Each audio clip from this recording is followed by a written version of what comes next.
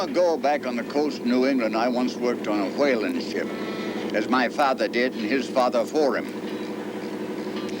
I still remember the first time I saw a great whale. I was a young man working as a deckhand. Our vessel was under full sail when we came hard upon a pod of whales off starboard. Well, sir, a geyser came up and spewed a tail that must have been, 20 feet across, and it broke the surface. A moment later, the glistening body came fully into view, and another moment it was gone.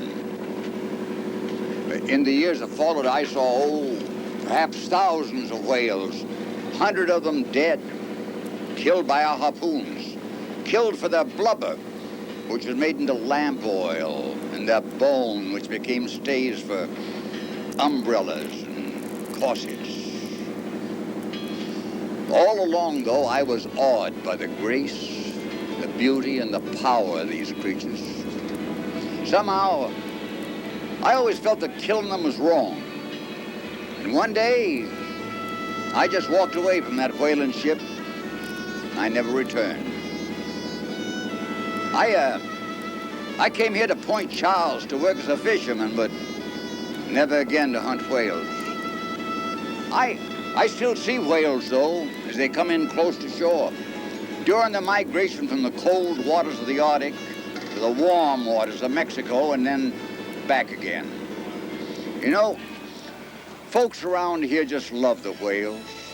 They feel a special closeness to them. Especially this one man I know. Will Brannon is his name. Now, let me tell you a story about him.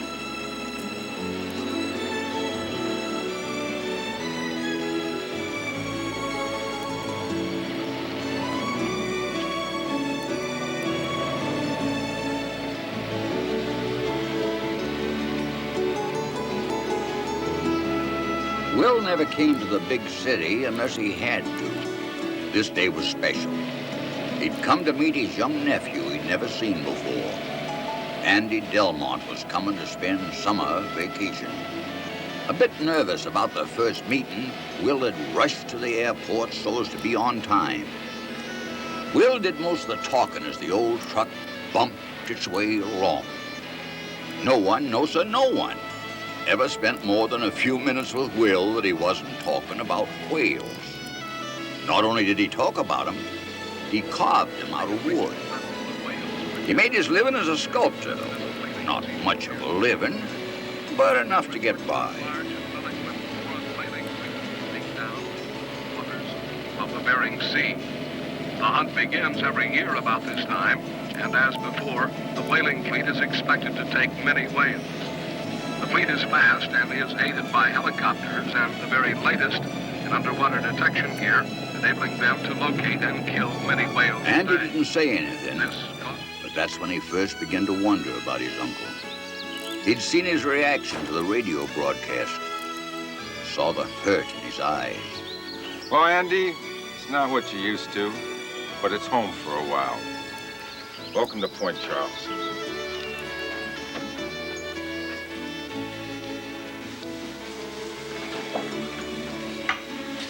Throw your things in the bunk over there.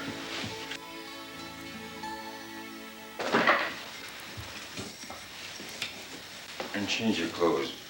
Get out of that suit and we can go into town. What is all this stuff, Uncle Will? It's all part of what I do. What I am. I love the sea. And I love all the creatures of the sea. Especially the whale. That's God's most magnificent creation. Whales? What's the big deal about whales? Andy, I can't tell you in so many words, but I can show you. Before you go back to school this fall, I hope you understand how I feel.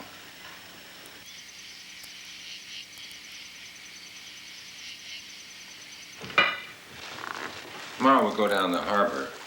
Get to meet some friends of mine, Frank and Skip. Skip's about your age, maybe a little bit older. They run a fishing vessel.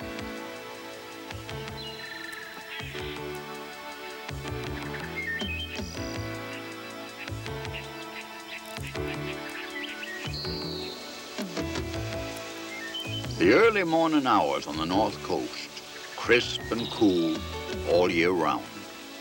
Sunlight finds its way through the trees to a stump heavy with moisture.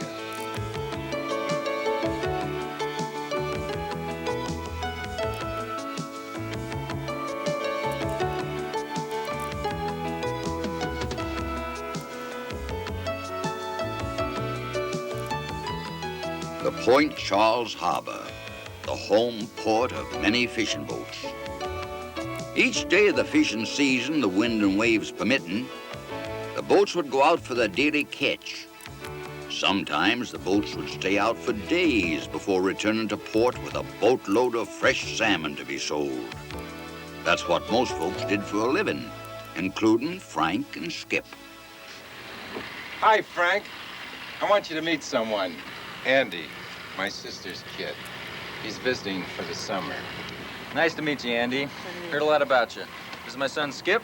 Hi, Andy. Well, I'll have some fun together this summer, eh? Come on aboard, I'll show you around.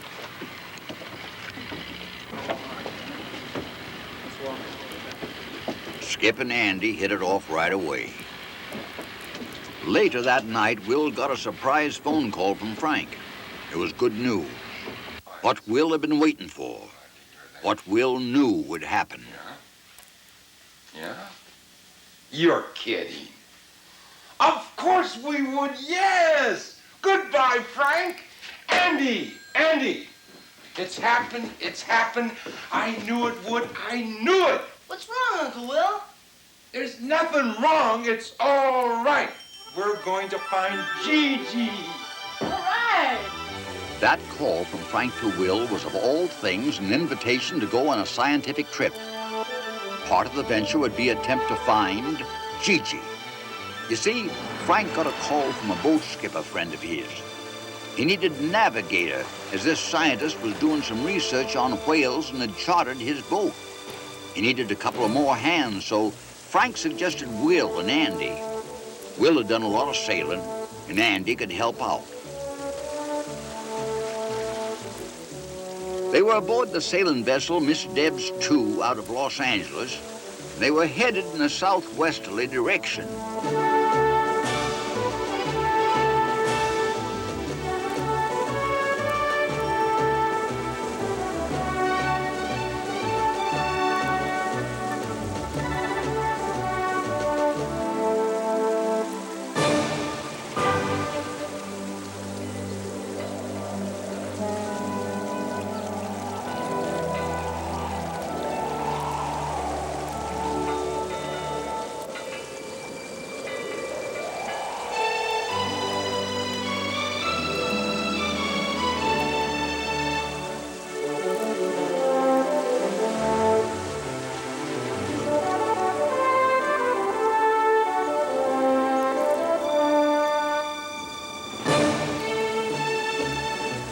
Right away, young Andy had second thoughts about being aboard.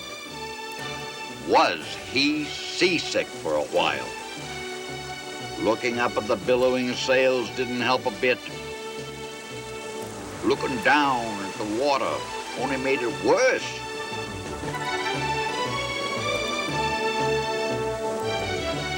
But time and soda crackers brought him around. Will had been seasick his first time out years ago, so he and Andy had a good laugh.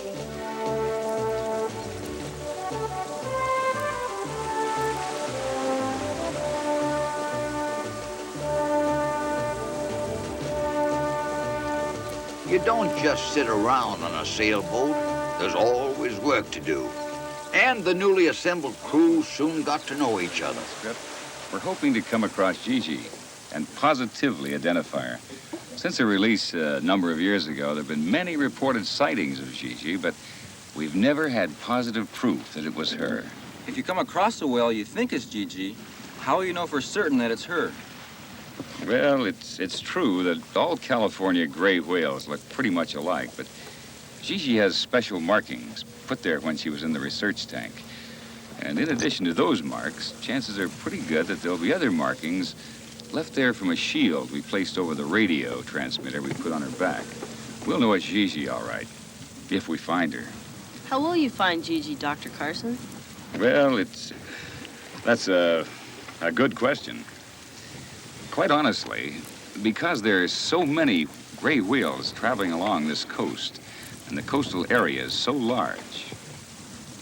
If we do find her, it'll be a very lucky find. From a scientific standpoint, though, we can track whales on sonar.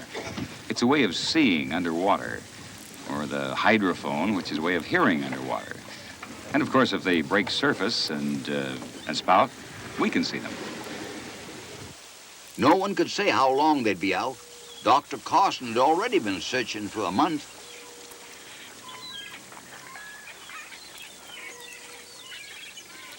Andy was now fascinated with the ocean and spent a lot of time looking for the telltale sign of whales, a vapor spout. Will spent a lot of time explaining the wind and wave action. Will said a sailor always had to be on guard against the unexpected.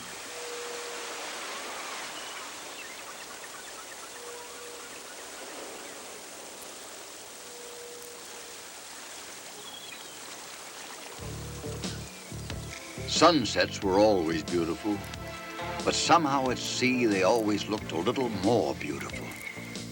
To Will, this sunset looked special. He was thinking Frank's phone call was quite a coincidence, or was it? His thoughts that hour turned to Gigi. He remembered the day the scientists and researchers wrapped up their study of Gigi. Her first move toward the ocean and freedom had begun. She was so large and heavy that a special sling and crane was used. Those who worked with her each day must have been sad at her departure. She was handled with great care. What did she feel? Could she feel? Unanswerable questions for scientists. Gigi looked in a way as if she was smiling. She was going home. Will was there when they put Gigi on a barge and took her to sea. They lowered the sling, and with powerful fluke strokes, she was gone.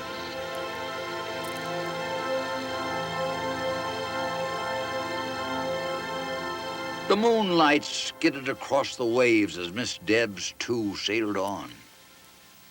Down below, Frank and Will closely examined coastal charts, listing areas that gray whales were known to travel. Dr. Carson and his divers had come across many whales during the search.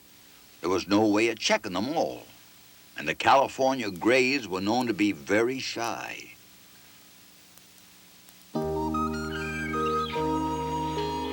Folks living around here always found it hard to decide which was prettier, the mornings or the evenings. Foggy days were different from sunny days, of course, but just as pretty. Uncle Will got out of bed early that day. He fixed some breakfast and called Frank on the telephone to let him know he and Andy would be down to the boat shortly. Will and Frank also discussed the boys going on a canoe trip later in the day. Will would borrow another friend's truck and canoe for the trip to the river.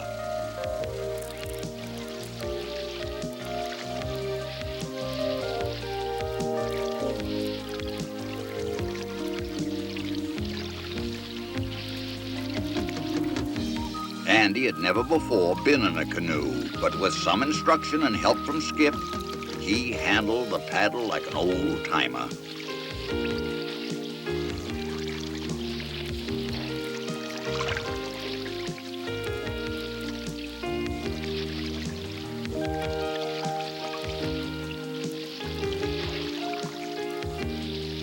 The river extended inland about 12 miles, winding through forests and valleys, unspoiled by man and his careless ways of handling things of nature. Because the river joined the ocean, it was not unusual to find small sea animals that spent most of their time on the rocks of the coast, working their way up the river. The two boys continued paddling and looking.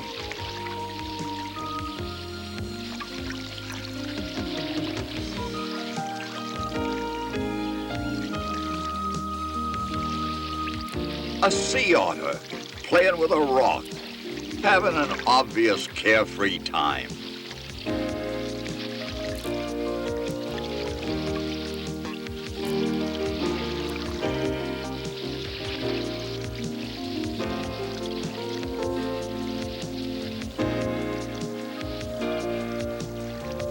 A moment later, a few feet away, a harbor seal popped its little round head out of the water. Skip and Andy tried to move closer, but the seal wanted no part of the boys. Then it dipped below the surface and disappeared.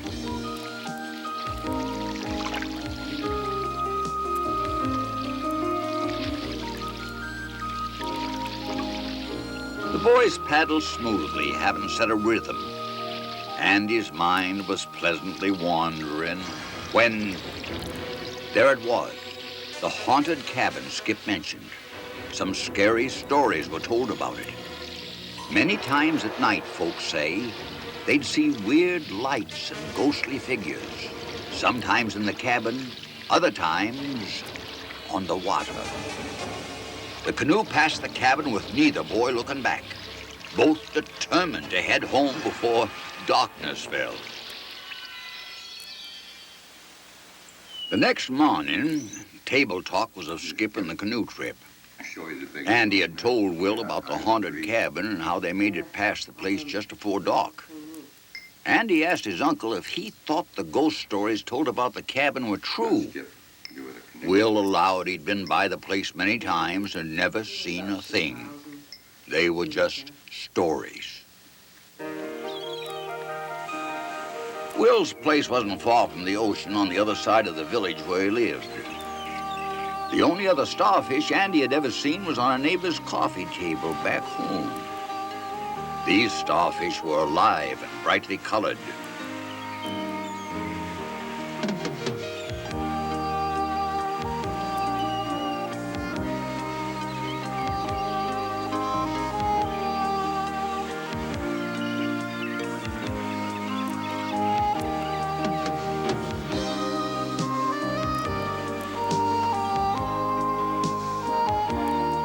The rugged coastal area around Point Charles was indeed beautiful.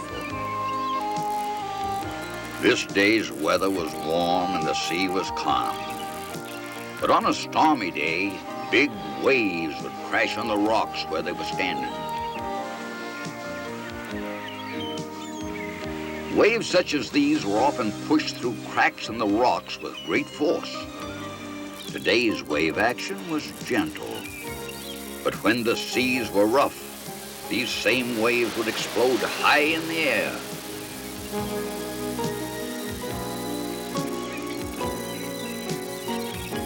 Nearby was a grassy slope familiar to all the folks around Point Charles who were fond of whales, a favorite picnic spot, and a good place from which to watch them as they frolicked by, usually close into shore.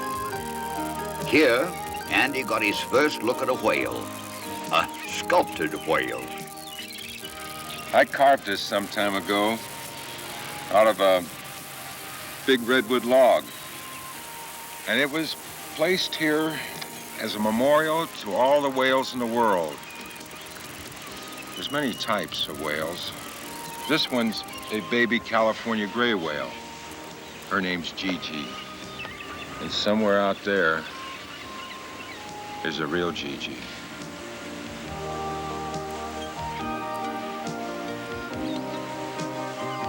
Most of the earth and rock was solid, some wasn't. And it was difficult to know sometime which was solid and which might give way underfoot. According to Uncle Will, he'd spent the last few years telling folks who didn't know what was happening to whales and the danger they were in, hoping some way to awaken everyone to the brutality of whaling, how it jeopardized their very existence. Uncle Will first met Gigi a few years ago after she arrived at a marine research facility. He was amazed at her tremendous size. Less than a year old, she already weighed many tons. Some of those working on the whale study project were Will's friends. He visited often and quickly become attached to the orphaned youngster.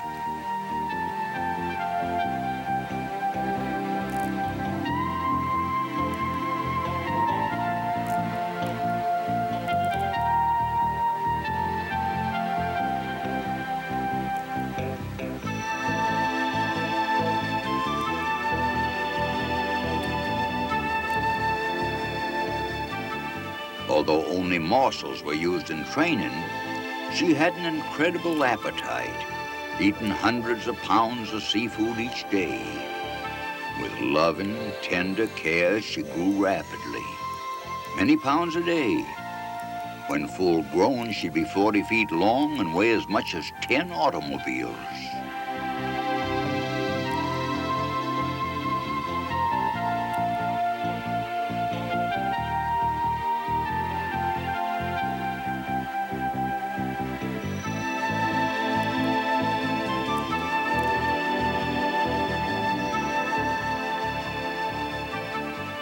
Like many other kinds of whales, she had no teeth. She would swallow her food without chewing and force the water out through her baleen or the brush-like straining system attached to her upper jaw.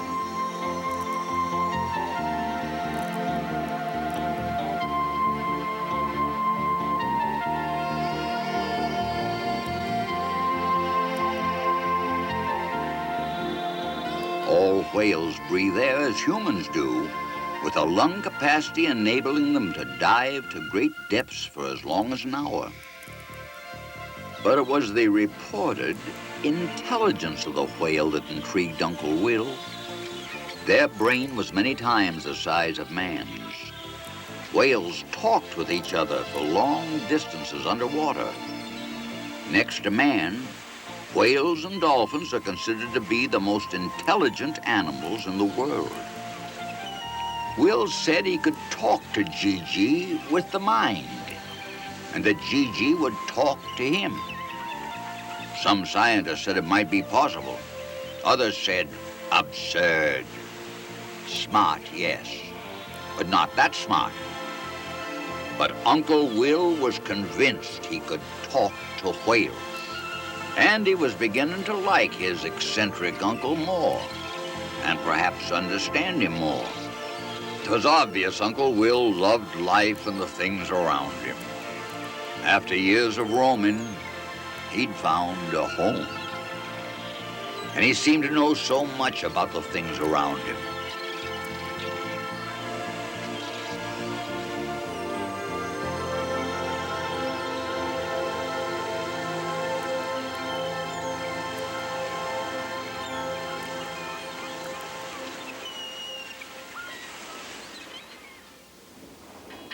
Andy had spent the night on the boat with Skip, sleeping in the bunks down below, after listening to records.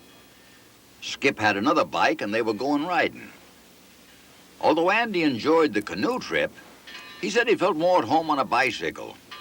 Skip agreed, saying you could go more places on a bike and get there faster. More than that, you couldn't do a wheelie in a canoe.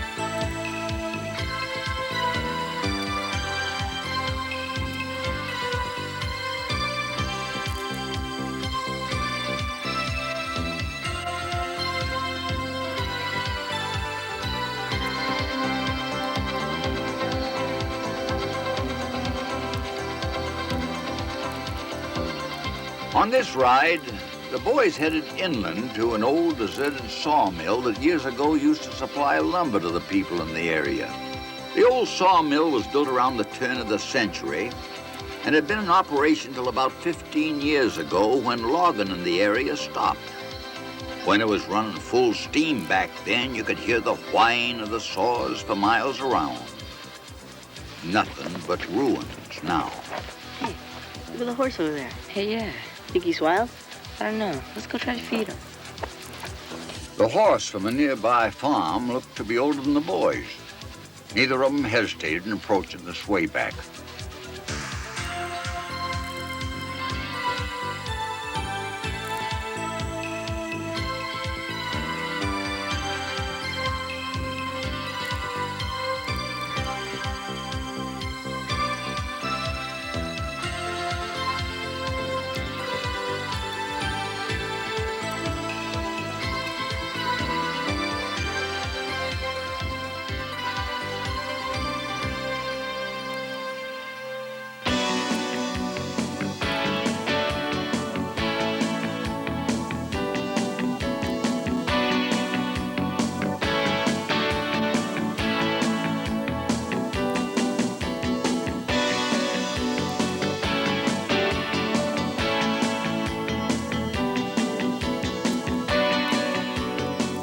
The boys finally got to the top of the hill. Then a well-deserved rest before heading back. Both said they should have brought along something to eat. But they'd both be heading home soon, so it didn't matter. Enough of this, said Andy. Let's go now. That's when Skip suggested going down to the water to look around.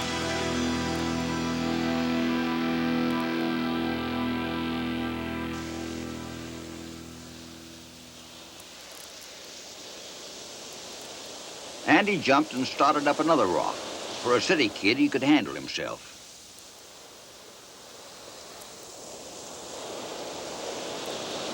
Pleased with the move, he motioned for Skip to come on. Climbing those rocks wasn't the safest thing. Andy, my leg, it hurts. My thing is broken. Here, you okay? Stay here. I'll go get help. Okay, but just hurry. Andy's first and only thought was going for help. To make matters worse, the tide was moving in. Skip couldn't move. It was up to Andy. There was no phone around, so he ran for Frank's boat, using every muscle in his body to go as fast as he could.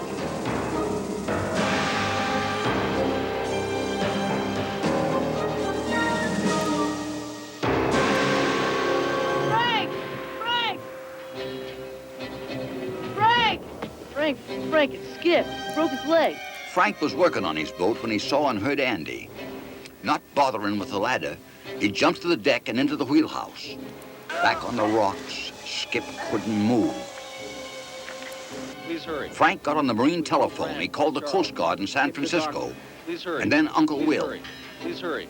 Connect me with Will Brannon, Point Charles. Then get me the doctor. Please hurry. Please hurry.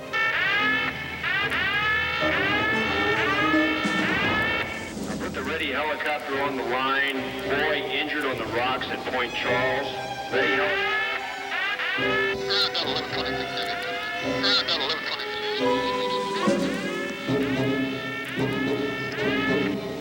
The tide was moving higher. Skip had to be reached quickly.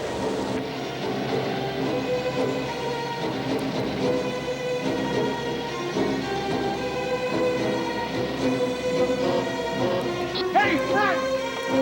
Frank! You got everything?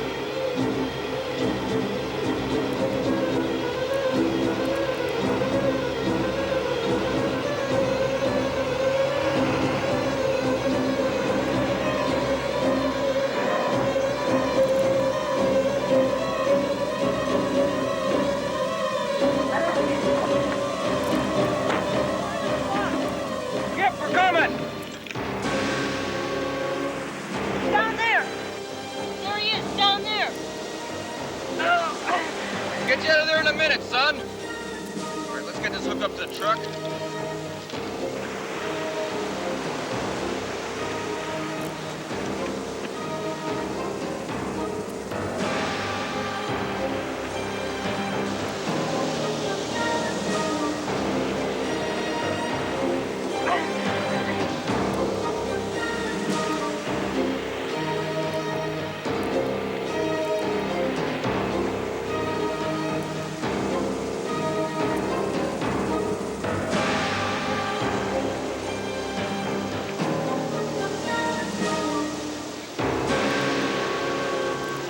How you doing, Tiger? It hurts. Where's it hurt? It hurt there? All right, the tide's coming. I have to get you out of here real quick, all right? It's gonna hurt. Just be for a minute. Hang on now. Gotta see if you can stand up just a little bit on your other leg. Come on.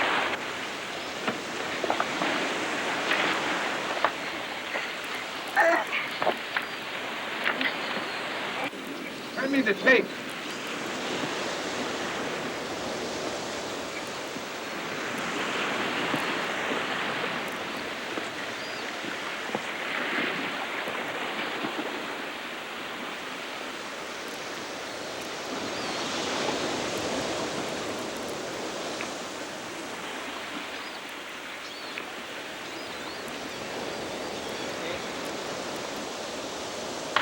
Throw me the stuff.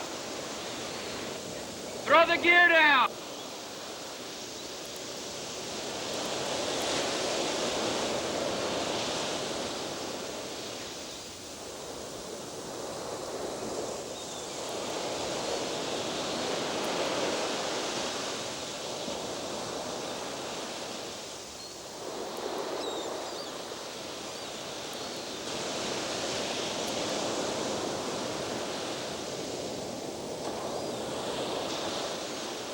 There was no way that Frank could get his boy up a steep cliff without first splinting the injured leg so that the injury wouldn't be made worse. He worked deliberately, not rushing. There was no need to make a mistake now. I'll splint it in a minute.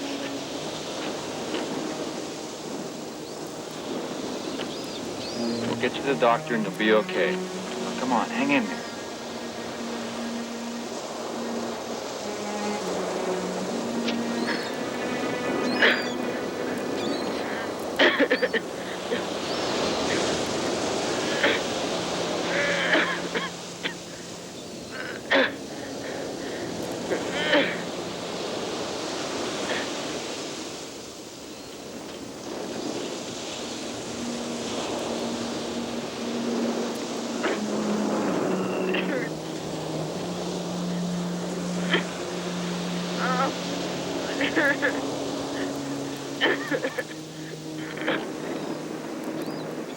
It hurts.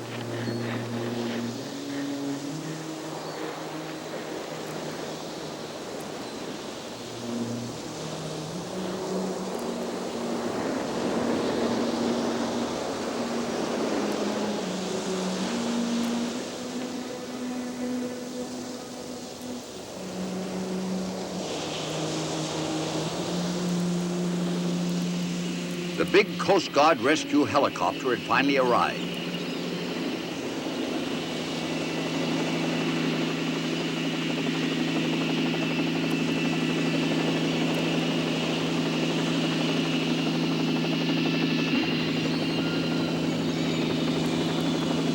Uncle Will motioned, no help needed.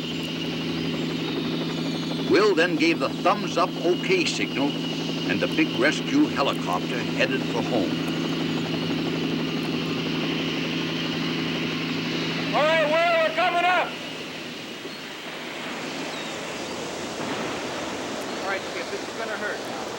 Can't help you. You can get up on one leg, put you on my shoulder, and get you out of here real quick.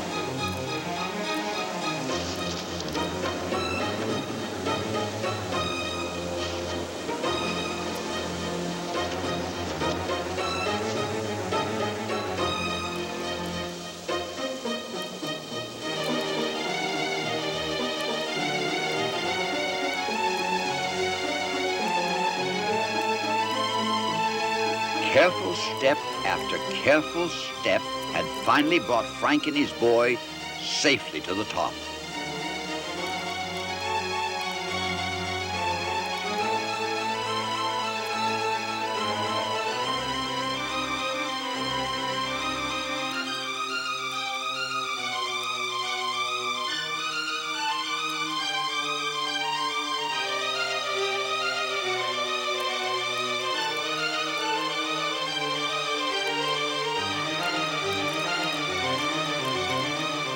The blanket served as a makeshift stretcher, and with it they could carry Skip to the truck.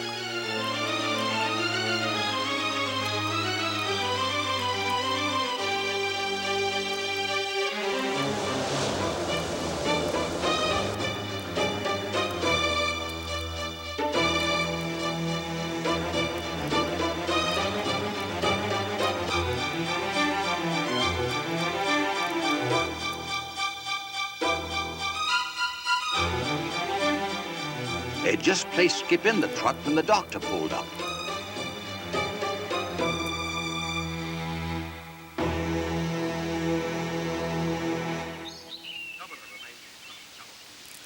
Arriving a few days ago.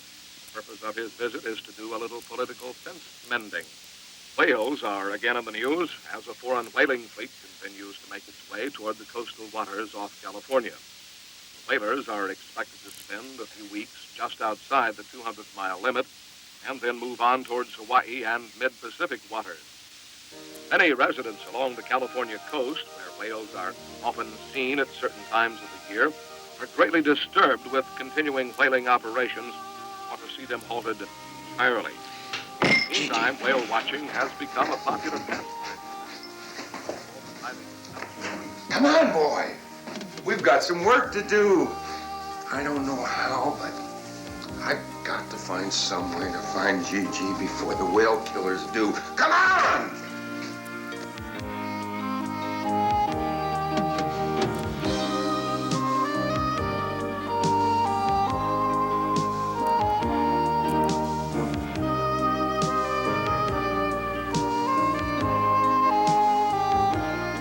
Andy rushed out of the cabin not knowing where his uncle was headed. But one thing was certain, Will was in a hurry.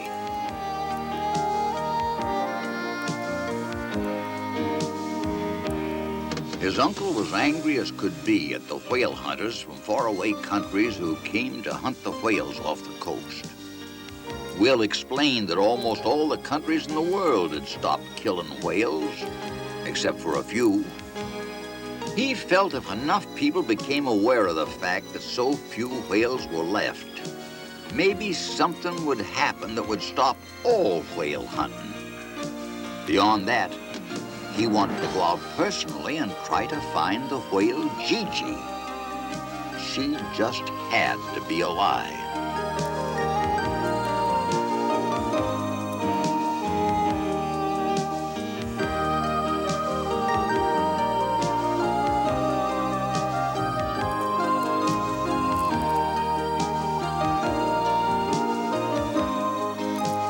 What Uncle Will had in mind was to go to all the fishermen that he knew and ask them for help in keeping track of the whaling fleets.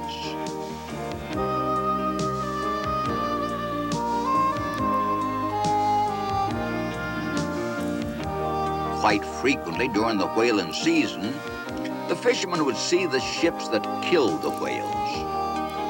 Will believed that if he could somehow talk to the whalers and show them that killing whales was wrong, that maybe, well, just maybe, it might do some good. He said it was a 1 in a million chance, but better than doing nothing. Plus, if he knew where the whalers were working, he felt he might have a better chance of finding Gigi.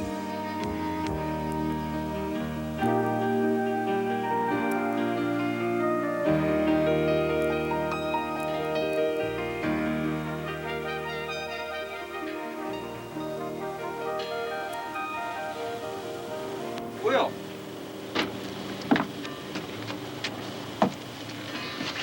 How's the boy doing? Feeling much better this morning. Doctor says he'll walk again. It'll be a while, though, before he's off his crutches and out of his cast. And I've lost my whole crew. Come on, look a little down. Let's get a cup of coffee. Early that evening, to get his mind off thoughts that were troubling him, he went home and got some fishing tackle, thinking he'd teach Andy a little about the use of a rod and reel. As it happened, Will was out of practice, and the fish weren't biting anyway. They headed to the cabin empty-handed, except for the gear.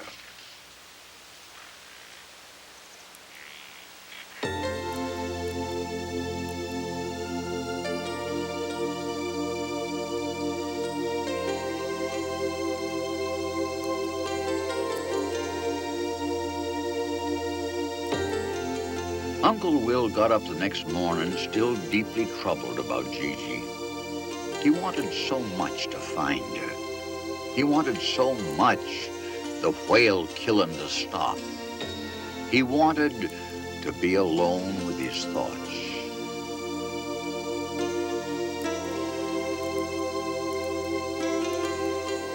Andy and Skip were off somewhere, so Will decided to head for the beach. It was there that he often talked to the whales. Uncle Will was well known and liked around Point Charles, but he knew what folks were thinking and saying about him. They thought he was a little crazy, but he didn't care. Why was it, he wondered, why was it so difficult for people to open their minds to the possibility that man and whales could communicate? They were special creatures with remarkably developed brains. What could they teach us if we would only listen? Why should we sit idly by and let such unique creatures be destroyed? Why can't man live in harmony with nature instead of ruthlessly plundering?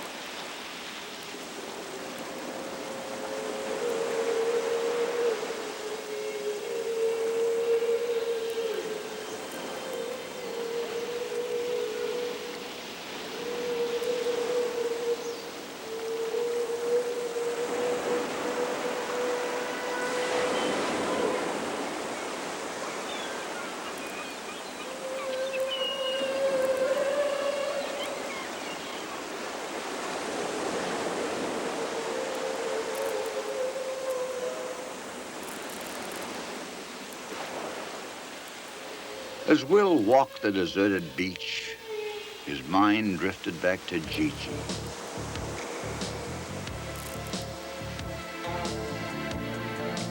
When Gigi was brought to the research tank, it was done so with the plan she would be studied for a year and then returned to the ocean from where she came. The research scientists working with her planned to place a small radio transmitter on her back so that when she was released, her movements could be followed and more learned the ways and habits of whales.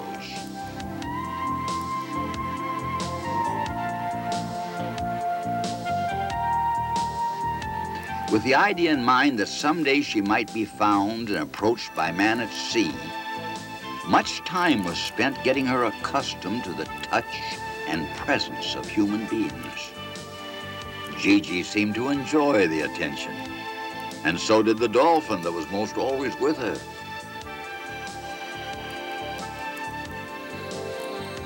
Then one day, in preparation for Gigi's return home, the scientists placed the radio on her back and prepared to soon bid her farewell.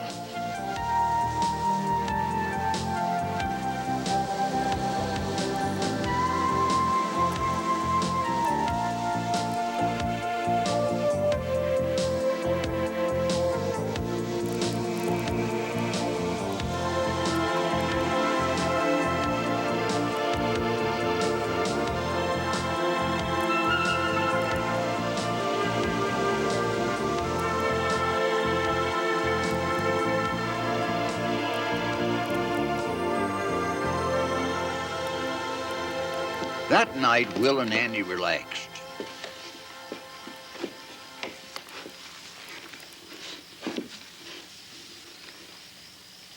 Uncle Will? Yeah? Uncle Will, can you really talk to whales? Of course. Not everybody believes I can, but I can. How do you do it? Andy, first you gotta have your heart full of love. Not just for the whales, but for every living creature. You see, the whale is smart and loving. Most people don't know that. Most people have never seen a whale. They're not in zoos or corrals or the forests. They live in the oceans of the world, where folks like us don't often go. But if we want to learn more about them, maybe even from them, man has got to stop killing them. And if the whale killers aren't stopped, soon there'll be no whales left in the ocean. If you learn to love whales, you'll hear them talk. And you may be able to talk to them too. Okay, Uncle Will. I think I know what you mean. I'll see you in the morning.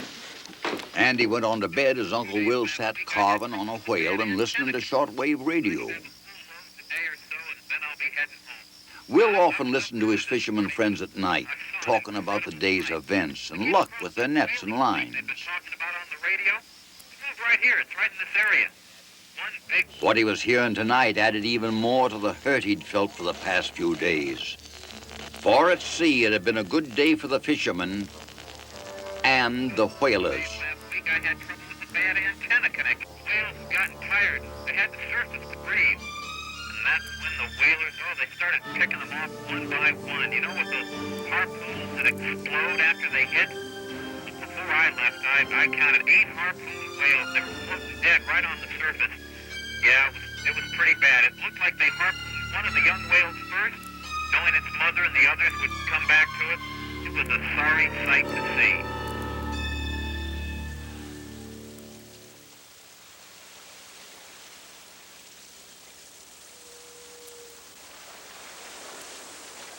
Will and Andy kept the whale watch. So far, they hadn't seen anything but dolphin, an occasional shark, and floating seaweed.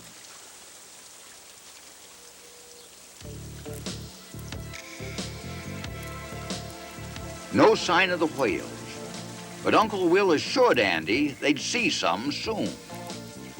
Later, with the sun once again dropping low in the sky, Will stood and wondered if Gigi was still alive, and would he see her again?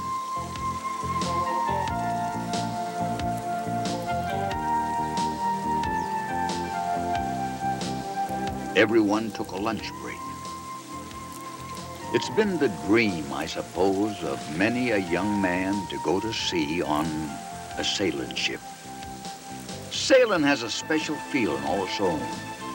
One of the chores aboard the boat fell to the skipper to handle, the matter of doing a little sail repair. Like most sailboats, there was an engine aboard if needed, but the best speed came from the sails. That is, providing there was enough wind.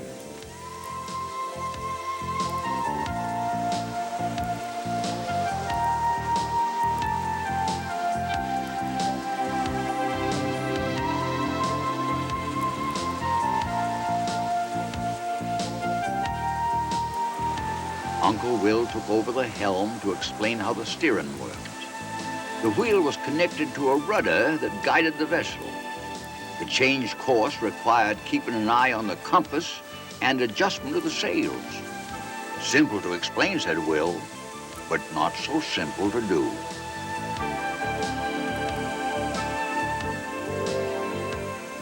The reaction to Uncle Will and his idea he could talk to whales from other crew members was, well, they really didn't believe him, but didn't say so. If Uncle Will talked to the whales, what did he say to them?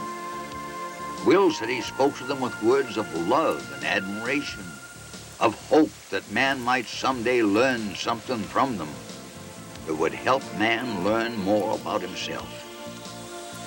Whales don't talk like us or use tools Will reasoned because they had other ways of expressing their intelligence and intellectual ability.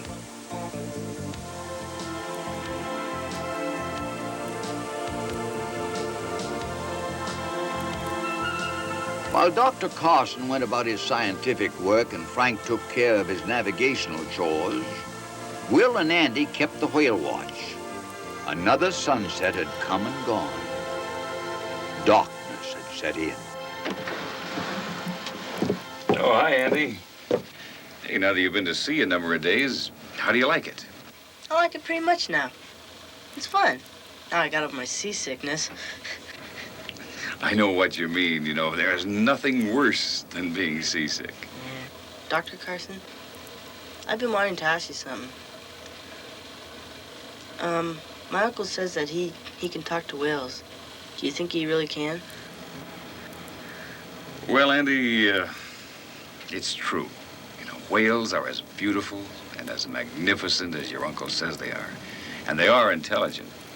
Let me tell you something about whales. The scientist explained to Andy that it was popular with some people, even scientists, to believe that the intelligence of the whale was such that someday interspecies communication might be possible. Personally, he didn't think so. But then, there were many things scientists weren't certain of or couldn't explain. One believed, he said, what he wanted to believe. The next day brought new hope of further whale sightings. There seemed to be a feeling among all the crew that they weren't too far away from whales, possibly even Gigi. Frank had gone forward to watch for whales on the surface, letting air out of their lungs. Geysers of vapor could only mean whales. Andy grabbed a pair of field glasses and was scanning the horizon.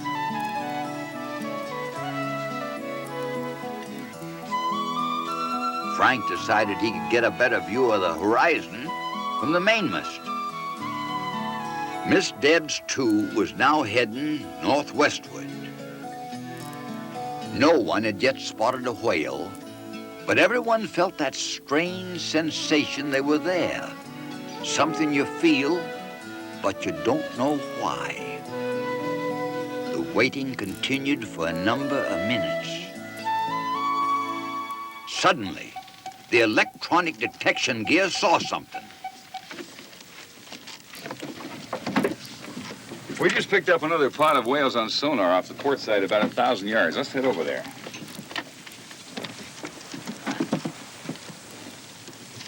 That caused some long-awaited excitement as human eyes strained to see what the electronic eyes had already seen. The vessel was close upon some whales that had not yet surfaced for whatever reason.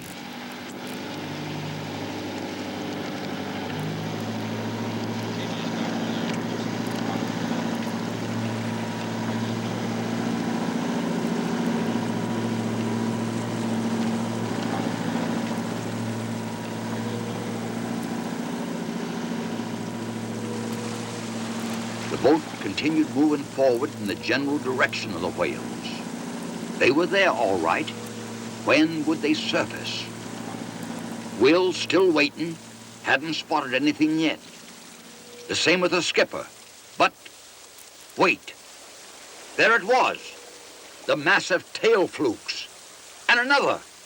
Huge grays, diving and playing.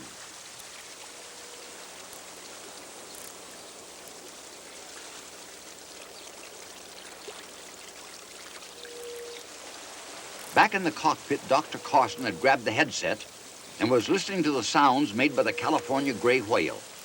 He called everyone to listen. Unlike other types of whales, the humpback whale, for instance, who sang underwater songs loud and long, the grays didn't make much noise, but it was still exciting to hear. Hey, Hey, thank you, Dr. Carson.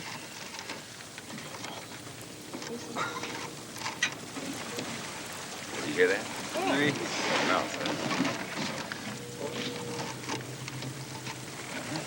What's that?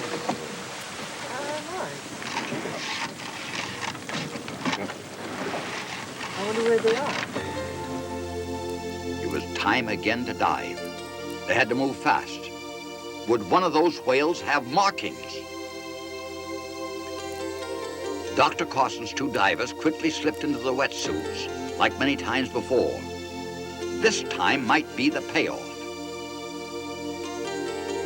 Into the dinghy went the divers as Will and Andy gave assist.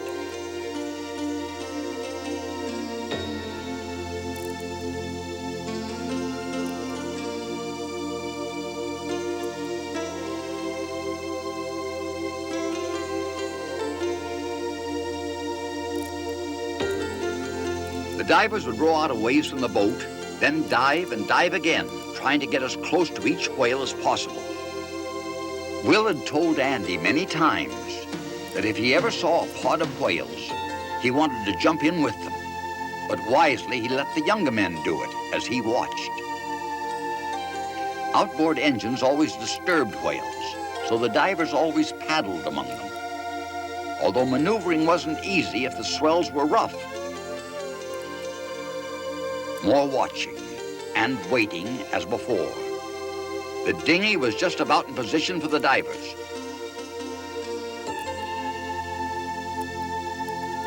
In went one of the divers. The other manned the dinghy. The diver went down and came up again repeatedly. The whales were near, but not on the surface.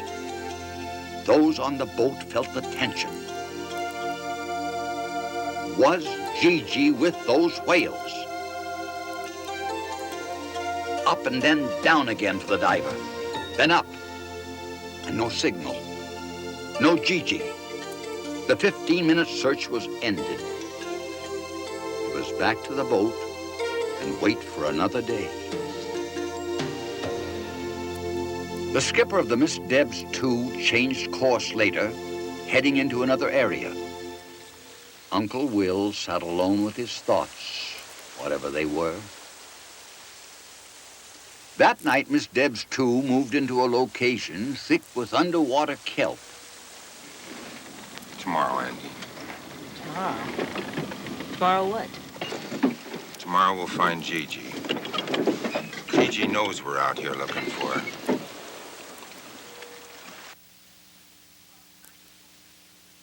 About 9 o'clock that evening, Frank was working on his navigational charts and manning the radio gear.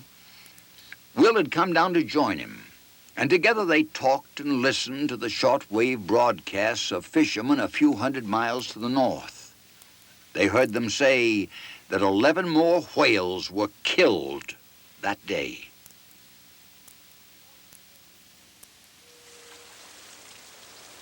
The following day, Miss Debs 2 sailed quietly over the kelp beds.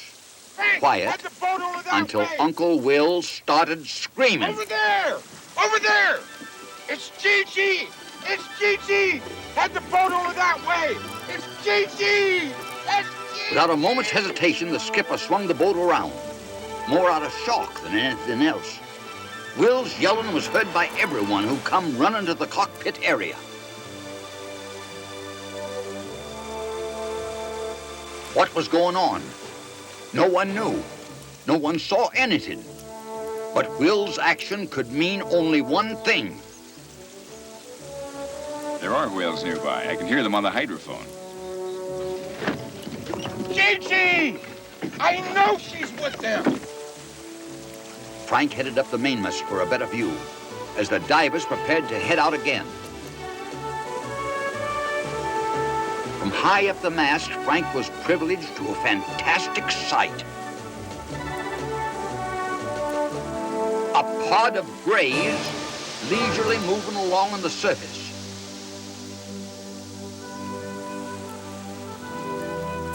While the divers made final preparations to go out again, there were more anxious moments awaiting. Finally, the diver was under. in kelp so thick it was hard to see, much less maneuver. He saw 2 whales and headed in their direction.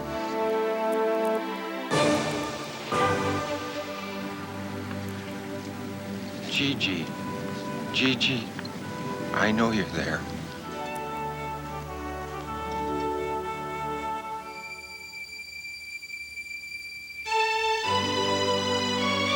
Down below, the diver was only a few feet from one of the grays as it shot to the surface. A powerful thrust of that magnificent fluke. And then a view of a gray whale that few divers have ever seen.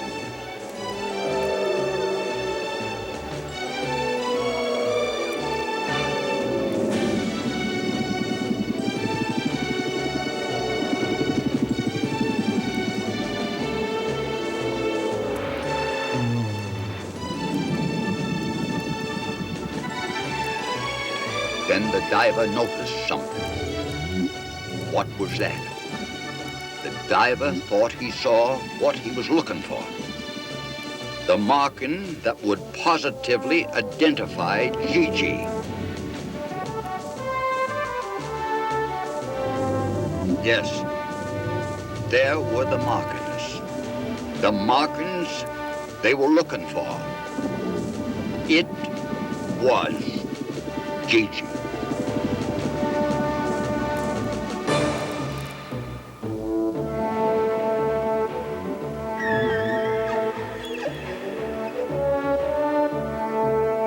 Will didn't know. Neither did Andy or anyone topside. Andy was nervous and fidgety, but tried to appear calm. He'd never waited like this before.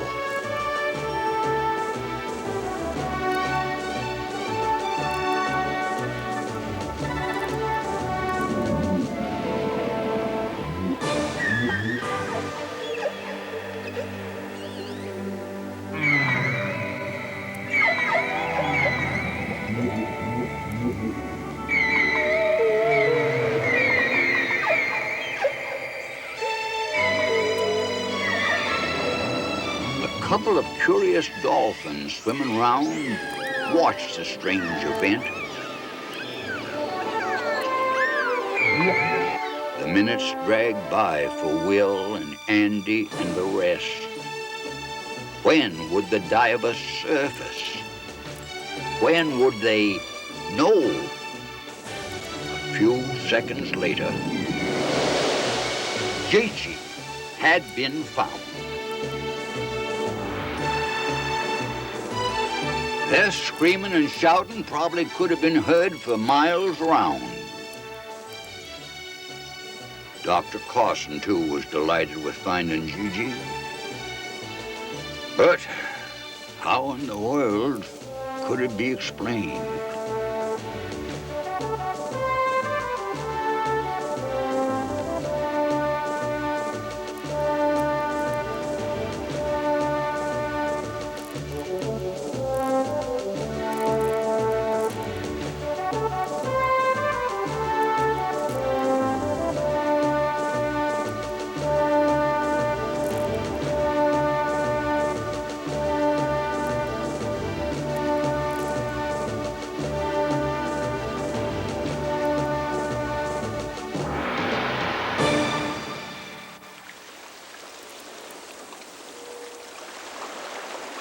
The finding of Gigi, was it just chance? Most folks would probably say it was. Even those who knew Will didn't really think he could talk to whales. And most scientific people would say it was luck. But maybe it wasn't luck.